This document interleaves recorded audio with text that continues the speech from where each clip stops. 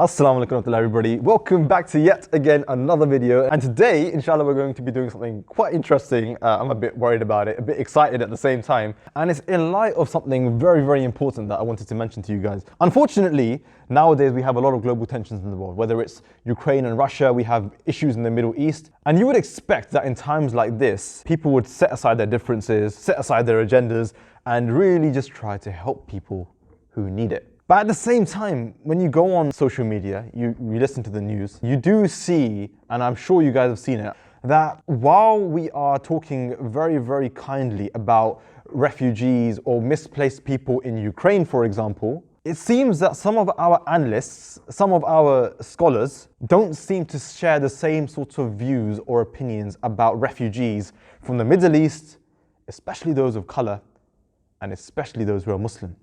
Take a look at this right now. This is not a developing third world nation. This is Europe. These are prosperous middle-class people. These are not people trying to get away from areas in North Africa.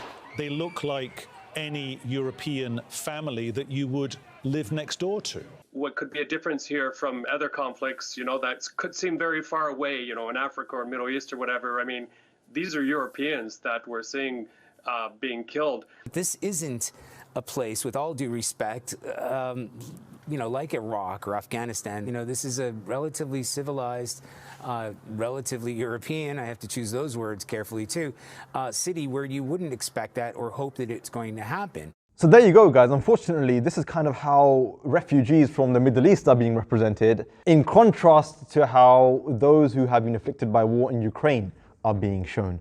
And it's really sad to see that even though all of these people are being afflicted by the same kind of torture, which is war, death, famine, suffering, for some reason the media wants to represent them differently. And I think obviously this comes out of a bias and a prejudice towards Muslims, that, oh no, Muslims are terrorists. How could you forget? This is why we don't like them. Muslims are uncivilized. Guys, didn't you read the memo? And it's this agenda that has really disappointed, obviously not only me, but I'm sure a lot of you guys out there who are aware of this. So we thought, why not? Let's go out there today, let's go and meet the public, and let's try to see if they can guess what my profession is. I want to go out there, I want to probably tell them about the kinds of things that we do as missionaries, what is our purpose, what is our message, and I want to see whether they can guess that we are Muslims. Because perhaps if this is the agenda that's being set by the media, that Muslims are uncivilized, Muslims are the last people you would expect to hear positivity from, the last people that you would expect to have some kind of genuine interaction with, then I want to see if that's really what people would think about us. This is today's experiment. We're going to now go to central London and ask people, after telling them kind of what we stand for, who they think we are. And if they do guess my profession, they also get £20. Yes, this is going to be the incentive.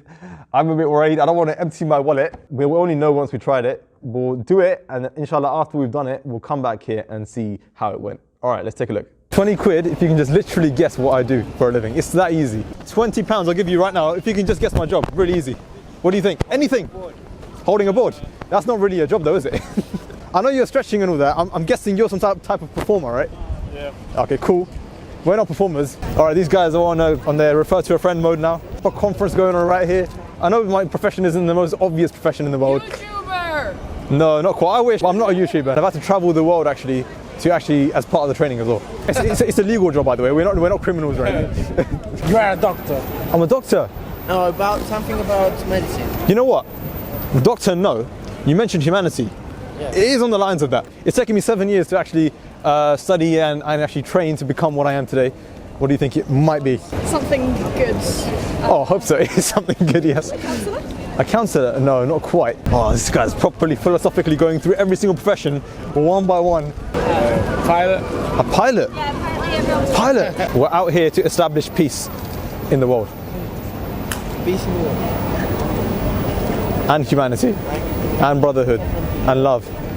I'm feeling quite wealthy right now because we haven't given any money away yet. It's cold. This board itself is like freezing cold. But you know what? So far we haven't actually met anybody who's actually even slightly had any negative views about Islam, which is it's quite inspiring. I'm actually an imam. What, sorry? An imam. Okay. Do you know what that is? It's like a equivalent to a priest in a church. We're actually trying to spread a message of peace and love and harmony.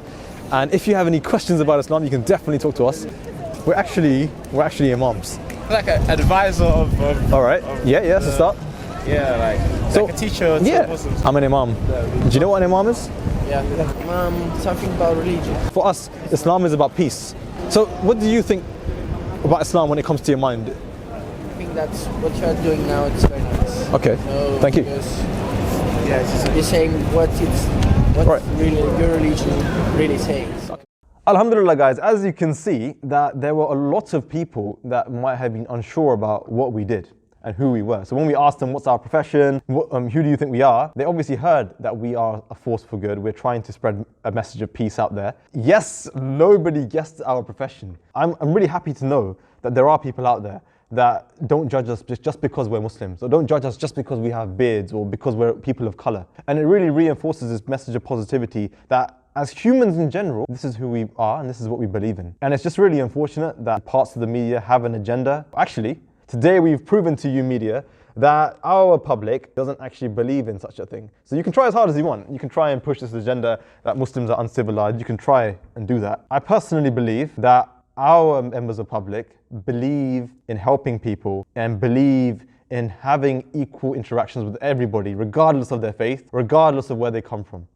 And maybe you should take a lesson from them as well. As His Holiness Hazrat Mirza Masroor Ahmad Ayyadullah bin Nasrihil Aziz has said time and time again, that the media has a very, very big responsibility, that this is actually what their job is. It's not just reporting, it's not just journalism, but it's actually an active responsibility to maintain peace in society. Then perhaps we wouldn't see these misrepresented agendas on the news, which are actually quite frankly very hurtful. And we would be able to see a shift in how countries and how major powers actually treat people of color, how they treat people who belong to different religions. I can only hope and pray that this actually does change, and His Holiness has been reminding the public about this. Let's take a look at that right now. It remains that our peaceful and inclusive message is not covered extensively in the media.